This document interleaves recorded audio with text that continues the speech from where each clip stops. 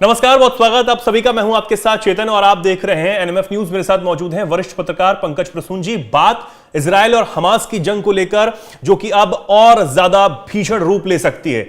बिल्कुल, हम ऐसा इसलिए कह रहे हैं क्योंकि युद्ध विराम जो कि पिछले दिनों हुआ था, जिसके तहत दोनों तरफ से जो युद्धबंदी हैं वो छोड़े जा रहे थे, हमने उसकी तस्वीरें भी आपको दिखाई थी, लगातार उस पर खबरें भी आपको दिखा रहे थे, और अब लेकिन ये खत्म होता हुआ नजर आ रहा है। दूसरे स्टेप पर ये नहीं जा पा रहा है, इसकी बहुत सारी चुनौतियां यहां पर नजर आ रही हैं। दरअसल अब रमजान का महीना भी शुरू हो चुका है और रमजान के महीने की शुरुआत पे पहले दिन ही इजराइल की तरफ से बेंजामिन नेतन्याहू, जो वहां के प्रधानमंत्री हैं, उन्होंने हमास पर एक बड़ा अटैक कर दिया है। गाजा पर बहुत बड़ा एक्शन लिया है और मानवीय सहायता, जो कि खाने पीने की चीजें हैं, रमजान के दिनों में बहुत ज्यादा जरूरी होती हैं, उसे गाजा में एंटर होने से रोक दिया है, जाने से रोक दिया है। और इस एक्शन के बाद हमास जो है वो बौखलाया हुआ है और उसने तमाम जो विश्व के अलग अलग नेता है उनसे यह अपील की है कि इजराइल को समझाओ कि ऐसा करना बहुत बड़ी गलती है, ऐसा नहीं किया जाना चाहिए। निंदा हमास ने की है।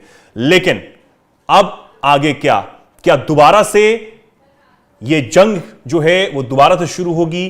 क्या हमास का बिल्कुल नामो निशान अब इस बार इजराइल खत्म कर देगा, मिटा देगा? इस पर हम चर्चा करने वाले हैं। पंकज जी, पहले तो इस पर बात हम करेंगे कि आखिर ये जो एक्शन, जो अटैक माना जाए इसे, कि रमजान के महीने के पहले दिन ये जो एक्शन लिया गया है, कैसे देखते हैं आप इसे?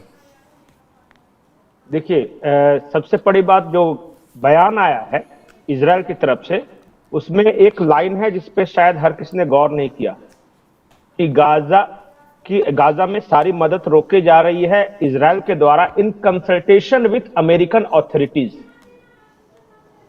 अमेरिकन ऑथोरिटीज के सहमति से ये मानवीय सहायता जो है रोकी जा रही है। ये बहुत महत्वपूर्ण है। दूसरी बात जो मैं आपको बता रहा हूं उसको ध्यान से सुनिएगा जी। ये जो शांति समझौता हुआ था उसमें एक पक्ष के बारे में तो हर कोई बात कर रहा है कि युद्ध विराम करना था रमजान तक या पास आउट तक, एक यहूदी त्योहार होता है पास आउट, वहां तक। लेकिन कोई ये नहीं कह रहा था कि बदले में क्या करना था हमास को। बदले में हमास को सारे बंधकों की रिहाई करनी थी और उसने नहीं किया। और जिस तरह से रिहाई हुई भी, वो किस तरह से प्रदर्शन करके किया है। बिल्कुल, उस बात पे भी इजराइल बेहद ज्यादा नाराज था कि आप ये क्या तमाशा करते हैं, स्टेज लगाते हैं, उनसे बुलवाते हैं, हमास की बढ़ाई करवाते हैं। बिल्कुल तारीफ करवा रहे हैं हमास की। बताइए, कोई कनपट्टी पे पिस्टल रख देगा तो सामने वाला आदमी क्या करेगा? तारीफ ही करेगा ना। और उसका प्रदर्शन कर रहे हैं। और शांति समझौते की पहली शर्त यही थी कि सारे बंधकों को रिहा करेगा हमास, लेकिन आज तक नहीं किया है। आप याद कीजिए डोनाल्ड ट्रंप का वो बयान कि अगर संडे तक, मतलब उन्होंने 5 दिन का समय दिया था कि 5 दिन तक अगर सभी बंधकों को रिहा नहीं किया जाता तो all hell will break out in Gaza. वो मियाद पूरी हो चुकी है जी। हमास ये चाहता है कि शांति समझौता जारी रहे ताकि वो फिर से अपने जो लॉस्ट ग्राउंड को रिगेन कर सके। और ये जो नैरेटिव है ना दुनिया में फैलाया जा रहा है कि रमजान आ गया, हाय हाय मानवीय सहायता बंद कर दिया गया, कोई भूखा नहीं मर रहा है। एक तस्वीर आप मुझे दिखा दीजिए गाजा का जिसमें लोग भूख से मर रहे हैं। ये नैरेटिव है, ये फॉल्स नैरेटिव है, ये लेफ्टिस्ट इस्लामिस्ट जो लॉबी है उसके द्वारा ये फैलाई गई है। जो गाजा में इतनी बमबारी के बावजूद $50 मिलियन का कॉन्डम यूज कर सकता है, वो भूखे मर रहे हैं। बिल्कुल, ये फॉल्स नैरेटिव में नहीं पड़ना है। इस फॉल्स नैरेटिव का शिकार यूरोप होकर खुद को बर्बाद कर चुका है। इसलिए रमजान है तो खाने पीने की चीजों की जरूरत है, पहले नहीं जरूरत थी क्या? और गाजा में मदद पहुंच रही है जी।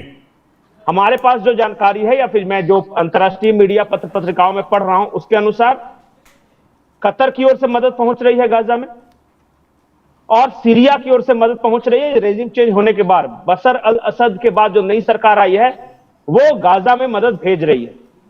जब दो सरकारें तो स्पष्ट रूप से, और भी लेबनान वगैरह साइड से आ ही रहा है। जब इतने सारे देश इस 2 लाख की आबादी को मदद, 20 लाख माफ कीजिए, 20 लाख की आबादी को मदद दे रहे हैं, सब भूखों मर रहे हैं। इन्हें और यूएनओ की सहायता वगैरह सब कुछ चाहिए, अमेरिका से वगैरह सबको पैसे चाहिए। ये दुनिया भर में ये जो मिलिटेंट इस्लामिस्ट जो होते हैं ना, इनके काम करने का यही तरीका। ये मारते भी खुद है और कहते भी खुद है कि हम ही पीड़ित हैं।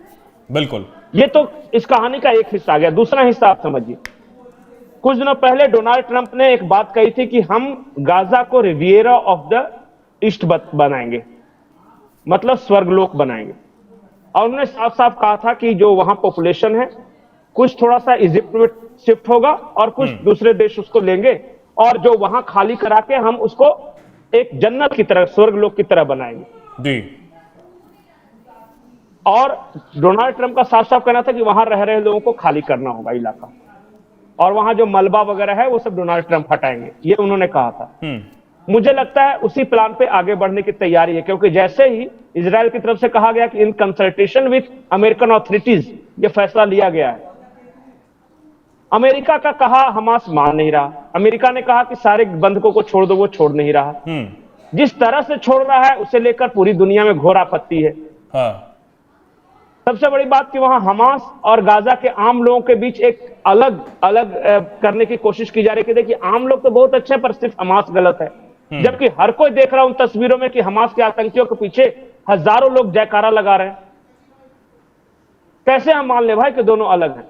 सारे के सारे मिलिटेंट हैं और हर कोई इजराइल की तबाही के सपने देख रहा है। लेकिन अब क्या आगे इजराइल अपने एक्शन को दोबारा से चालू करेगा? मुझे लगता है कि हां, अगर इजरायली बंधकों को रिहा नहीं किया तो इजराइल को ये शांति समझौता जो हुआ है, जो अमेरिका के एक राजनयिक थे उनके द्वारा ही हुआ है ये शांति समझौता, इजराइल वो शांति समझौता तोड़ेगा।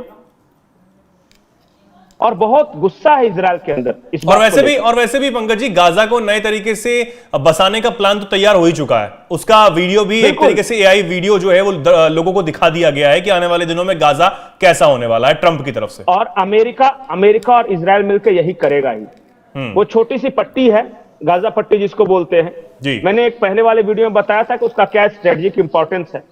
वो स्वेज कैनाल का एक अल्टरनेटिव रूट बनाने जा रहे हैं इजराइल कैनाल के द्वारा।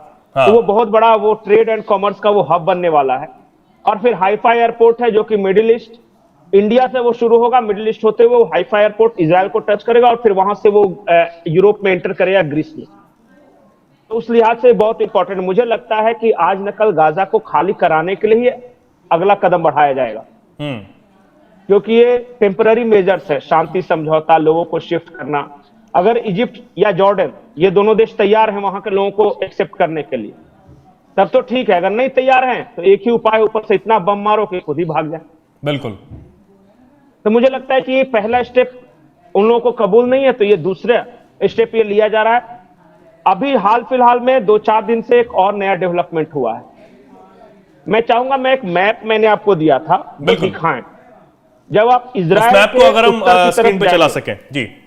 हाँ, जब आप इजराइल के उत्तर की तरफ देखेंगे तो एक ड्रूज एरिया आपको ग्रीन कलर का नजर आ रहा है। ये ड्रूज एरिया में, ये ड्रूज एक धर्म है जिसको मानने वाले लोग रहते हैं। इजराइल जो है ये सीरिया के जो जब से तख्ता पलट हुआ है तो जो नई सरकार आई है वो ड्रूज पे हमले कर रही है। बेचारे बहुत कम संख्या में है, एक तरह से यजीदी टाइप का इन्हें मान सकते हैं।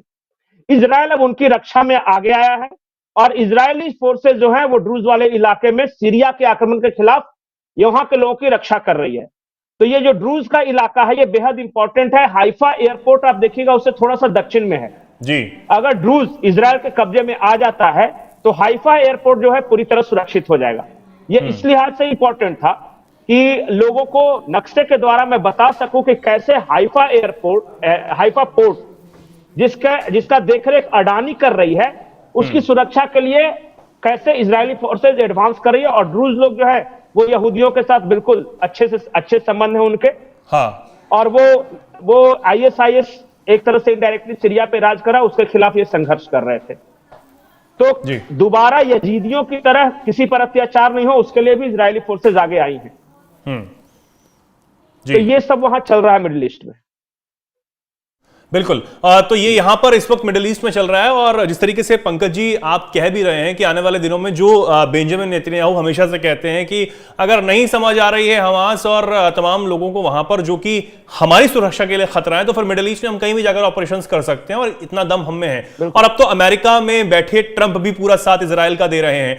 AI वीडियो जनरेट करना हो या फिर उनके साथ गलबहियां करना हो, उससे यह समझ आता है कि कैसा ट्रंप और जो इजराइल का दोस्ती जो है वो कैसी है यहां पर, और कितनी मुश्किलें आने वाले दिनों में हमास की, आने वाले दिनों में ईरान की, आने वाले दिनों में हिजबुल्लाह की, हुती की बढ़ने वाली हैं। हालांकि हुती भी अब दोबारा से आंख दिखाने लगे हैं, धमकियां जो हैं वो दे रहे हैं, लेकिन अभी ठिकाने लगाने का वक्त हमास का ही है। और जो जिस तरीके से कमर तोड़ने का काम पिछले 13-14 महीनों में किया इजराइल की तरफ से किया गया, अब वो और दोबारा से एक्शन जो है शुरू हो सकता है और ज्यादा तेज हो सकता है, इसमें कोई शक नहीं है। पंकज जी, हाँ कुछ कह रहे हैं?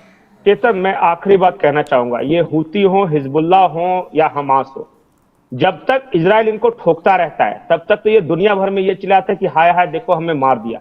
हाँ। लेकिन जैसे ही शांति समझौता होता है और कुछ देर बीतते हैं, ये कहते हैं कि अब की बार हम इजराइल को सबक सिखा दें। इनके बोल बदल जाते हैं। बिल्कुल। जैसे ही थोड़ी सी ताकत ये रिगेन करते हैं, फिर से दोबारा आक्रामक हो जाते हैं। एक ही सॉल्यूशन जो नजर आ रहा है, इनका समूल नाश, और कोई उपाय नहीं। हाँ। अगर आप सोचें कि ये शांति समझौता कर लेंगे और परमानेंट सेटलमेंट कुछ हो जाएगा, इनके साथ नहीं होने वाला। और इसके लिए इजराइल अब काम भी कर रहा है। समझ आ गया बेंजामिन नेतन्याहू को कि उसके अलावा अब कोई विकल्प है नहीं इनको समझाने का। बहुत समझा लिया हमने, मारपीट ठोक के भी समझा लिया, लेकिन अब सिर्फ खत्म करने का ही समय है। और देखने वाली बात होगी कि आगे क्या होता है। रमजान शुरू होने का, और ये रोना जो है वो रोया जा रहा है इस वक्त, गिड़गिड़ाया जा रहा है हमास की तरफ से। अब कैसी प्रतिक्रियाएं विश्व से सामने आती हैं, क्योंकि अमेरिका पूरी तरीके से साथ में है, इसमें कोई शक नहीं है। क्या होता है हमास का, गाजा कैसे बसाया जाता है, जो कि प्लान इजराइल और ट्रंप का है, उस पर भी हमारी नजर बनी रहेगी। फिलहाल के लिए पंकज जी बहुत बहुत धन्यवाद। हमारे दर्शक इस पर क्या कुछ सोचते हैं, क्या कुछ कहना चाहते हैं, कमेंट सेक्शन में लिखें और ऐसे ही जुड़े रहें, देखते रहें एनएमएफ न्यूज। नमस्कार।